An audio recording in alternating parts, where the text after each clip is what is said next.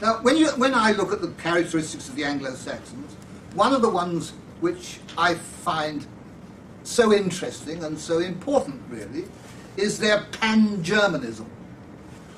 The fact that they thought of themselves as Germans, even hundreds of years after they crossed that North Sea and moved into Kent, Surrey, Sussex, and Deira and Bernicia up north. I'd like to read to you what Dorothy Whitelock said in her very excellent book in the Penguin series, Early British Society. And she wrote this in 1952.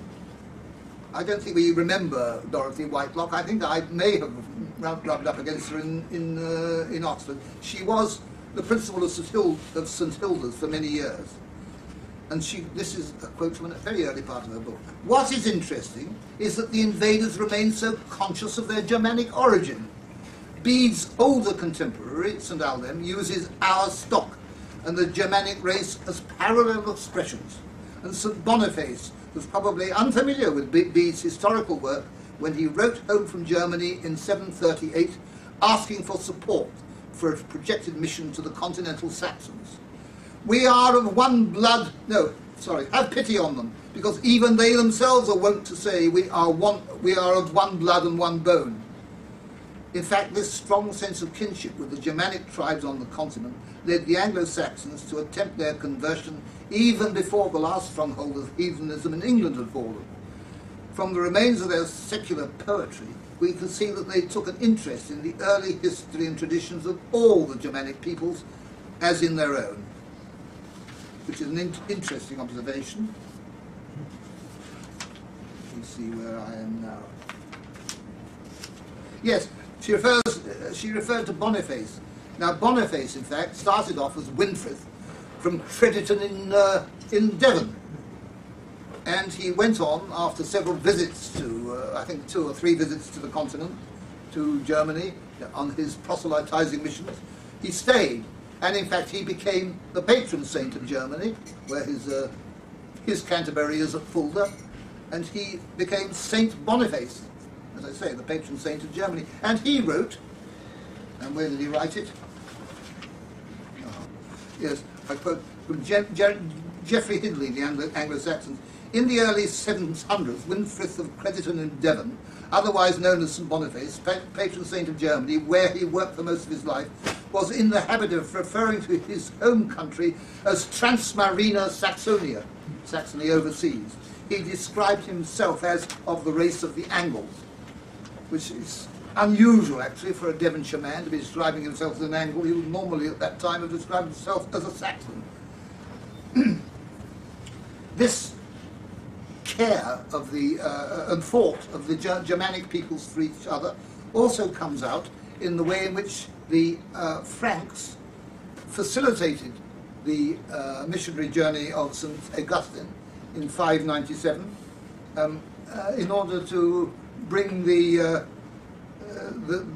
Germanic cousins across the Channel from France into the light of Christianity, etc.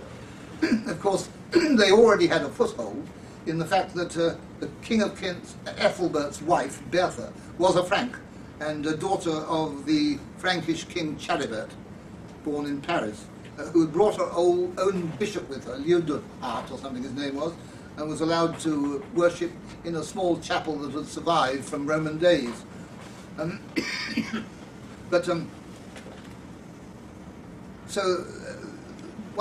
One struck on reading about the Germans, the way in which they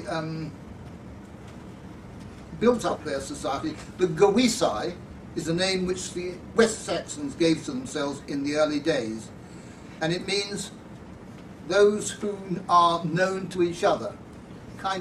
Some of us are Saxons who came down the Thames Valley, and some of us have come up from Southampton Water, where we've come from the Jute occupation of the Isle of Wight, etc., and some of us are here, but we're all Germans. We're known to each other, Gewisai, from the German Wissen, to know. And we go on to Brunanburh, the Great Battle of Brunanburh, fought in 937, and that was a whacking defeat of the Vikings under Athelstan and Edmund. who was king after Athelstan. And I'm following this because the Anglo-Saxons, having won what was a very, very bloody battle in which two of Athelstan's cousins were killed, Ethelwine and Alfwine. So he had, except it made the dynastic line a bit stronger, he hadn't got anything to be thankful for the battle, but it was a mighty victory. But the Anglo-Saxon poem, which I'm trying to find, L2, and remember this is 937, this is 400 years at least after the invasion or occupation by the Saxons, and it says, "Never before this were more men in this island slain by the sword's edge, as books and aged sagas confirm, since Angles and Saxons sailed here from the east, sought the Britons over the wide seas, since proud warsmiths hammered the Welsh, and land-hungry earls, eager for glory, overran the land." In other words, we haven't had such a good thumping of our enemies, because the enemies were not only the Vikings, they were the King of Scots and his band, and some Irish and Welsh as well, a great confederation leagued against the Anglo-Saxons, and it was the men of Mercia and the men of Wessex who beat them. But you can see, there we are, 400 years, and they're still saying we hadn't had such a thumping victory since we came over the seas from Germany. And there again, the thought of our origins, and the thought of their thoughts of their origins cropping up. Very interesting. I want to talk a little bit about the impression which you might have about German myths and legends as all somehow emanating from up there, somewhere near Father Christmas land, and filtering north, filtering south, Odin and Thor, and or Woden or Wotan, and gradually, as it were, becoming part of the ancient heathen religion until it was taken over by Christianity. I believe it was not like that at all. This inter-knowledge of amongst the German the German tribes, you find that the results of the Battle of Brunanburh are being discussed in Iceland in the sagas, only a few, according to the sagas, only a year or so after the battle. In fact, there were 300 Icelanders fighting in the ranks of the Anglo-Saxons on that day, under the joint leadership of that hero of the sagas, Egil Skallagrimsson, and his brother Thornur. They passed their tales around, the Scots and the Skalds, so that they had a kind of racial telegraph about what was happening in the Germanic world as a whole. And in fact, the sagas of the Nibelungen didn't emanate from up in Father Christmas land. They emanated right down in the south from the disaster that befell the Burgundians in the year 436, when the emperor, the Roman emperor, getting suddenly alarmed at the way they were expanding beyond the land which he originally given them around Geneva, called in Attila and his Huns to punish them, which is what the story in the Ring Cycle is all about. And it filtered back up from there to Iceland, where, of course, Snorri Sturluson set it down eventually, like everything else, including the Heimskringla and the story of the Norwegian kings. We pause for a moment there while I decide the next tack. The Burgundians, I think we all should perhaps discuss migrations and tribalism. I don't know what you think about when you think about the Volkwanderung and the migration of the peoples, the wandering around of the Savani, the Lombards, or Langobardi, the Burgundians, the Angles, Saxons, Alemanni, Varni, Heruli, and all these Germanic Visigoths, Ostrogoths, and the rest, all of these Germanic tribes wandering about. What sort of picture do you have in your mind of how it happened? Were they all on the move at once? Were they all fighting each other? Of course, we don't really know in detail, because these were the Dark Ages. Only when they infringed on the Romans do we get an account of what was going on, which is why we know quite a lot about the Burgundians, because they were the most Roman civilized Germanic tribe. They lived alongside the Romans for 150 years. Of course, the Ostrogoths also had their time with the Romans, and they sacked Rome, in fact, in 410 AD. Now, what I'm getting at is what happened. did suddenly everybody climb onto the ox carts and they started rolling and driving the cattle before them, like some kind of movement of settlers across the Oregon Trail on the way to the Pacific? How did the movements take place? Well, I did once come upon an account of one of the Germanic tribes, and I'm not sure it wasn't the Burgundians, but I can't actually remember. I could not find it because it's somewhere lost on my computer under a title which I've forgotten, but I did extract it at the time. What happens is the tribe says, like, when I use the word tribe, we'll come to that in a minute. I don't actually believe that's the correct word to use in connection with the German. They always say the people then. They realise that they're getting overcrowded. They realise that their numbers are greater than the resources of the land, so they decide to move. But not all of them move. What they do is they draw straws. They have an agreement that they will draw straws and decide by casting lots who is going to be obliged to move on and who can stay.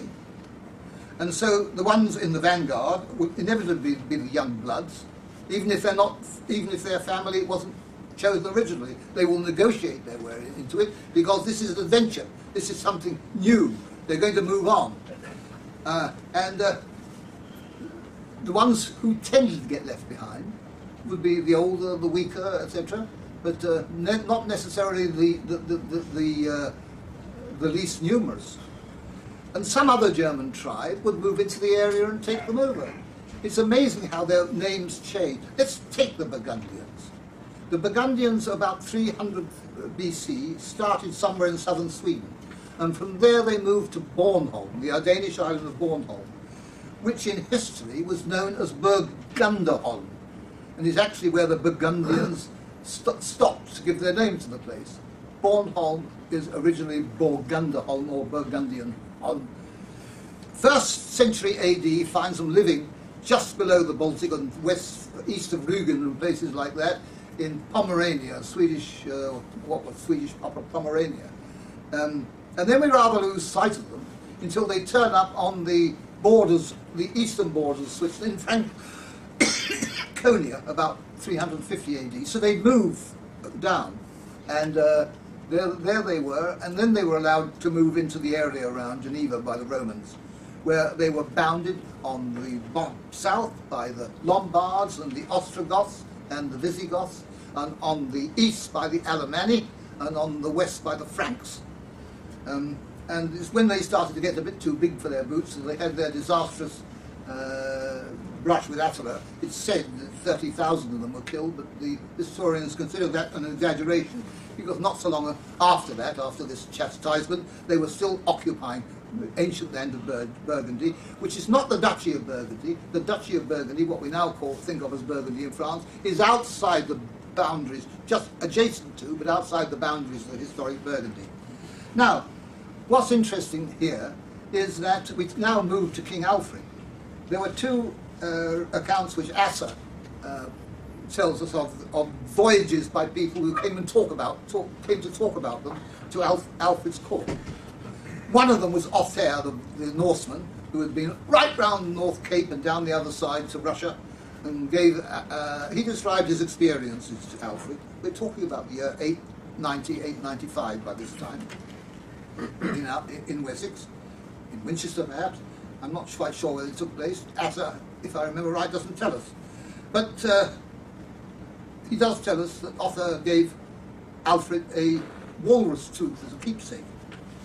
But there was one other chap who told us the story of his voyages to Alfred, and this was an Englishman, an Anglo Saxon called Wulfstan, who had taken a journey across the north shore of the Baltic. Now, I have here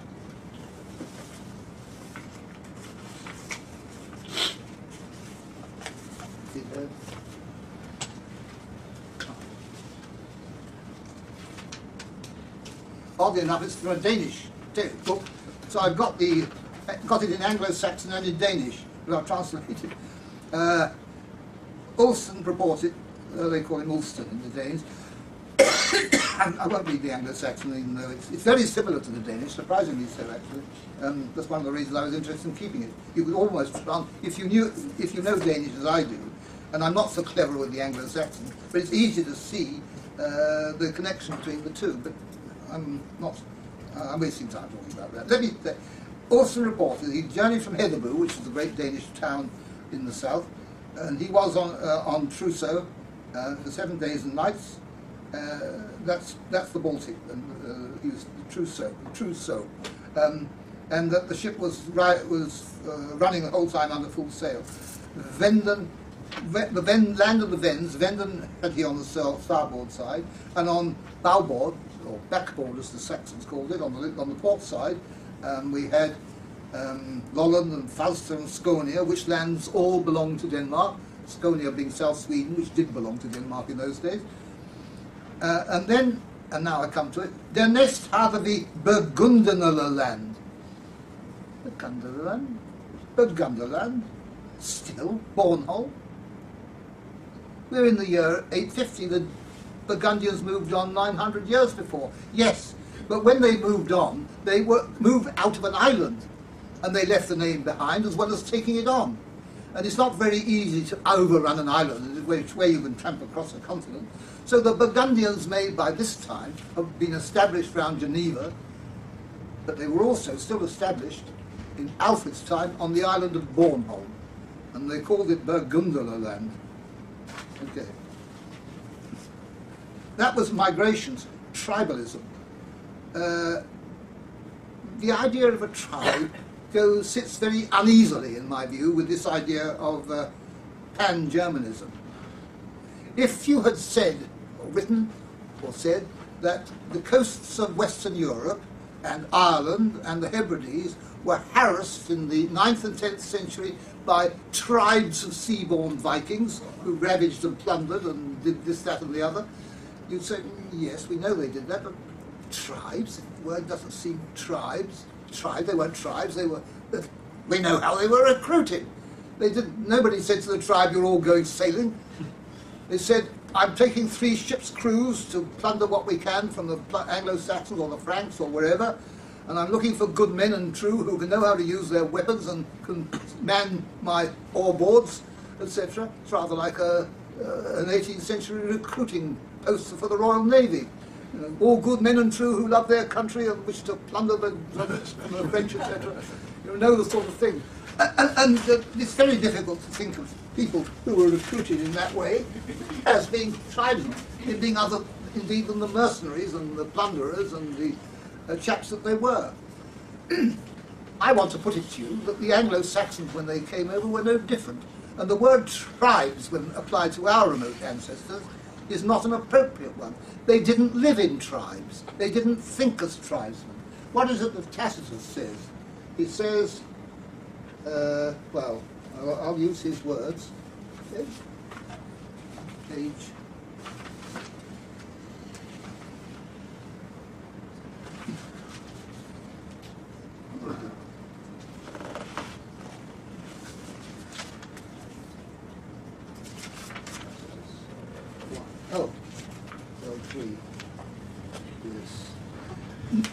Tacitus, writing in AD 90, none of the Germanic peoples dwell in cities, and they do not even tolerate houses which are built in rows. They dwell apart, and at a distance from one another, according to the preference which they may have for the stream, the plain, or the grove. This kind of separateness, in fact, does not go along with what we normally associate with tribalism and the connotations of tribalism, a togetherness which better fits my description of the Slavs in the letter which I read earlier. So the way in which they voted before they decided to move, and the way in which they voted and cast lots for the various tribes, the way in which the Saxons never had kings, but if they needed to, this again is another contribution by Tacitus, if they needed a king because they were being attacked by Charlemagne or something like that, which did happen, of course, then they would get the lords of the land together and they'd choose one from amongst their number to act as king for the period of the emergency, as it were. Then, after that was over, the king was sacked and they went back to, rather like getting rid of Churchill in 1945, even before the war was over, they went back to being a lower level ruled people. difficult to use the word rule, living according to the laws and traditions and customs which they practice. This actually is slightly different from the Angles, who were more Scandinavian than the Saxons in their habits and jewellery and that sort of thing from the grave. Oddly enough, they had a king, a strong king, Offa of Angel. And it's said indeed that the emigration of the Angles from their part of the Jutland Peninsula was so complete that they left the land empty behind them, ready for the Danes to move in and occupy it after they left, and that it was in fact organised at a much higher level than the filtering in of the Saxons. So they don't necessarily behave in the same way or have the same institutions all the time. But they were never tribesmen, and John Morris, in that book of his The Age of Arthur, which is an epic description of the 300 years from AD 300 to AD 600, he makes the same point, if I can find it.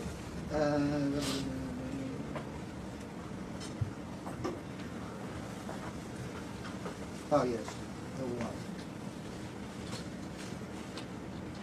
Talking about tribes and clans, he said, various attempts to define these words fail, for it's not possible to classify real institutions in the language of romantic fiction, and many anthropologists now avoid the words. They linger, however, among historians. The Macedonians of Alexander the Great are commonly termed clansmen, because they also inhabited a hilly homeland and felt its impact. The word tribe is still often applied both to the migrating nations of the Germans and also to the sophisticated Roman civitates which they attacked. And then, this bit's underlined, though no ancient writers describe either by any word that corresponds to English, tribe or clan, and these words abound in most short accounts of early Ireland and Scotland. In other words, Irishmen and Scotsmen in their Highland and Celtic regalia were tribesmen, the Saxons were not. You can attach what significance or not, but the separateness, the individualism of the English goes back a long, long way. Which comes to another one of my what you call bees in the bonnet.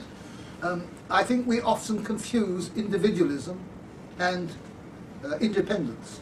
I remember many years ago I was talking about these sort of ideas with a very well-educated young friend of mine, and he said, you know, yeah, it's all very well, but the French are the most individualistic people you could possibly meet anywhere, and you wouldn't admit them as being your ideal people necessarily. Well, I don't know about that, but I took his point and thought about it, and if you think about it, you will realise that what distinguishes the independent man from the individual man is to what extent he is a social animal. I picture three Frenchmen who meeting on the quay and having coffee together, as they have done for the last 20 years, and they're individually quite separate. One looks like de Gaulle, the other's round and fat, the third one's different again. They've never been able to agree about anything. They have completely different views. They love arguing. They love discussing. They would be bereft and lost if they couldn't get together and hammer out these things. They've never actually met each other's wives, even after 20 years. That's one peculiarity about my three Frenchmen. But nevertheless, they argue and they differ, and they're completely individual. Individualism is what individuals is really what they are, but they depend on each other. They would be lost if they couldn't have that social interaction. Now I go to the other extreme, in my parable, as it were, to define independence. I take three identical-looking Norwegian crofters from along the shore of a fjord somewhere in Norway, and I interview them, and I say, yes, yeah. They live about 1.5 kilometres away from each other. There's plenty of space between them, but they look like Tweedledum, Tweedledee, and Tweedledee's twin. So you say, have you any complaints about your life? No, they say it's wonderful living here in Norway and the things which we have. Only one thing about it is that the neighbours live a bit too close. If you think of it like that, that is independence, and that is really what the Saxons are. We're not English individualism. You can't actually overestimate English eccentricity. That can pop up anywhere. But when we talk about the English being individualistic, we often really are referring to the quality of independence. And get off my back and take your tax off my lawn.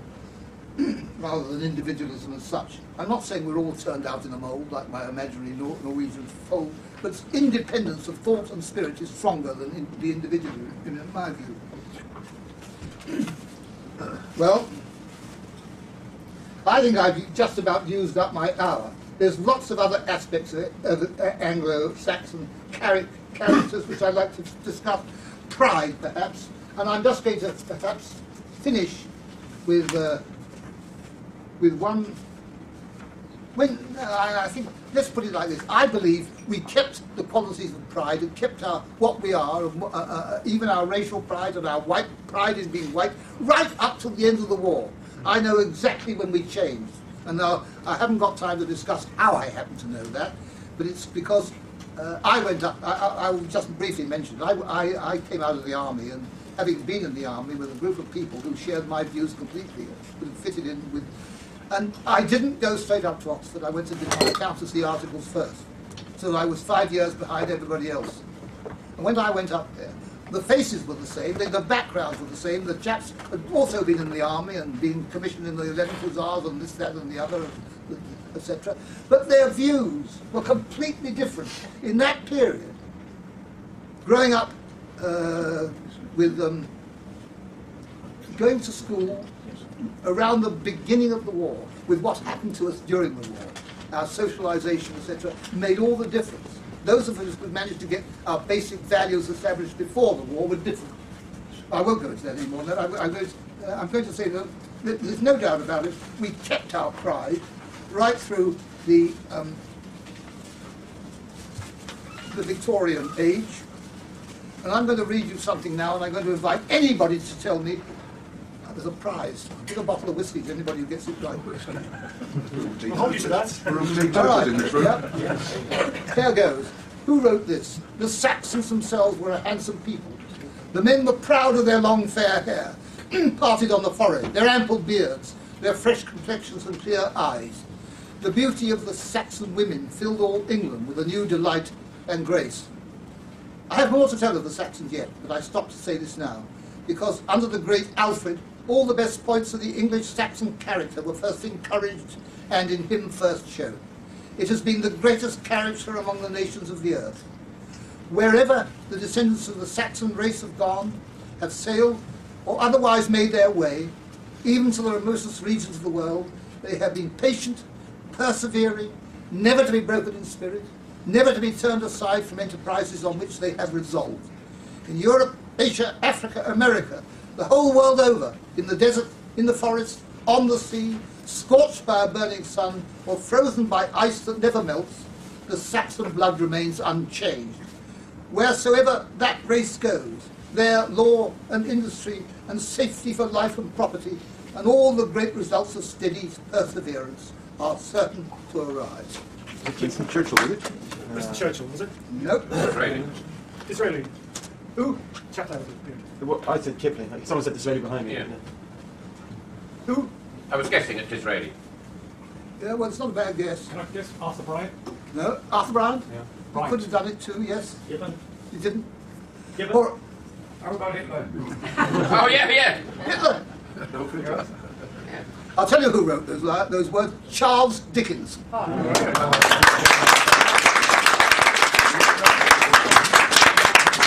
Now, on that note, ladies and gentlemen, I shall close.